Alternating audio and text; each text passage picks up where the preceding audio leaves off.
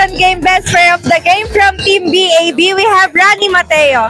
Rani Mateo achieved 22 points, 16 rebounds, 6 assists, 2 steals, and 3 blocks. So, since di po kayo nakalaro last week, ito pa lang po yung first time na makakalaro po kayo with Team BAB.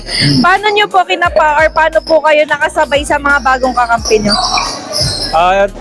Mga bagong kampi ko kasi medyo nakasama ko ng iba dyan. Tapos yung pagka veterano ka naman, alam mo na may galawan ng isang player. Pagka nakita mong open, pasa na, para hindi mo na pahirapan ng basketball. Yun lang. Kuya Rani, may ginagawa po ba kayong conditioning sa katawan nyo? Since maganda po yung mga pinapakita nyo to eh.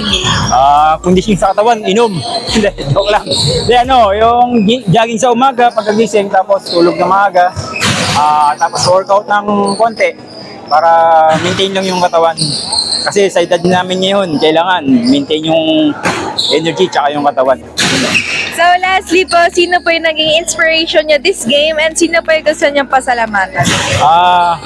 Ang inspirasyon nito yung mga anak ko tsaka yung pamilya ko. Yun. Papasalamat ako kay paring Ryan.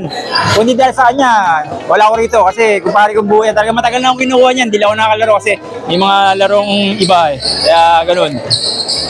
Yun. Thank you po and congrats once again for our second game, best player of the game, Rani Mateo. Congrats po! Game of Hooper.